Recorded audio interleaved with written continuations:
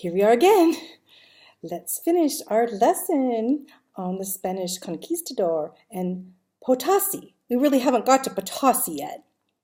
But let's start this story. We were talking about Cortez and how he conquered the Aztecs. Well, they're the other Indians that lived in South America, and they lived in like Bolivia and Chile and Peru. In fact, they called that whole area, it was like Peru back then, and it was controlled by Spain. Well, there's this story, and I was reading. I never heard this story before, so it was kind of awesome when I read it.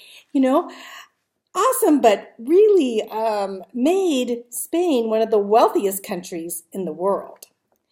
So Pizarro, remember Pizarro? Well, I don't know if I told you about Pizarro, but he came, basic the time as Cortez was 1530 to 1535. Francisco Pizarro, as Cortez was leading and conquering Mexico, he led an army into the Inca territory and to conquer them. Of course, they had cannons and they had armor, and the Indians could not stand up to either Cortez or Pizarro. So Pizarro, think of Pizarro. Well, he comes in. Well, he had this Indian, an Inca Indian, and his name was Diego Julapa. So he takes Diego Julapa, and he says, I order you to climb up to that red mountain, and they were way up in the mountain, Andes Mountains. I want you to climb up there and be my lookout and look up there and see if you see what do you see up there and tell me. So Diego climbed up there, and he's climbing up there, and then all of a sudden, I don't know if you've been on top of a mountain, but I fell down skiing mountains, and it's not too fun. Well, so anyway, he falls down, bang, and his arm goes in the ground. Ow. Probably hurt. But he pulled out his arm. As he pulling out his arm was covered with a substance. And he looked in his hand, and it was gold. No, not gold. It was silver. He had found a great silver vein of silver going through the Andes Mountains. Whoopee! But Diego, of course, he's with the Pizarro, and Pizarro goes, what is this? What is this? And so he goes forth and he tells him, well, we're going to be rich. We're going to be rich. Silver.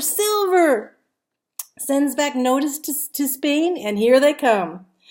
They come. Where are the boats start sailing across the land? Spanish boats. We're going into our land. We hit a vein of silver. They also had a lot of other things like tin and zinc and copper, but silver. So here they go, and they call this area that was hit Potasi. I never heard, like I said, of Potasi, but here we have this place, a very unusual place. It became the largest silver mine in the world, and it was in the Andes Mountains in Bolivia. The summit was 15,800 feet. That's higher than most of the mountains in the Rocky Mountains. This is a high. I don't know if you've been ever at 15,000 feet, but it's a hard time breathing. I go up to Lake Tahoe, and it's only 8,000 feet, and I can't breathe very well there. So here we have, this is a high mountain, and the city of Potasi is 13,400 feet. It was the highest city then in the world. The population, it had a population explosion with all the Incas coming. Now the Incas, they were basically made to come, but they brought their families, and they were made as miners, but they really didn't like going down on those mines very much, especially the ones that went in the ground, because they were afraid of these ghost goblins, their little gods of the ground. They had a lot of superstitions. But the Spanish made them do it anyway, of course. But then we have at this time, this population explosion from the 1600s, suddenly from nothing to 120,000 people, all the way up to 160,000 people living in Potasi, the largest city in the New World. This silver mining. They all got into it, and they had these open pits and dugouts, and they had these how do you say it? Huaras. I never heard of that word before.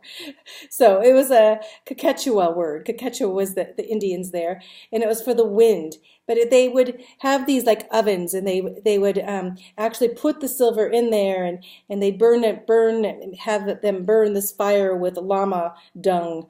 You know, I never saw stuff similar to like gold mining, I think, silver mining, but I've never been in a silver mine. As you can read there, you can tell how they had Bartholomew Medina had a technique called patio refining, and in this refining, he would use a substance called mercury. Mercury's poison, you know. That's what they did with actually, they used mercury and arsenic even for gold mining. So what happened, it kind of got into the land and polluted the land back then. But they didn't care. And they went on with mining this pure silver in these ingots, we call them. And they would take this, and the silver would be refined, bringing the silver out.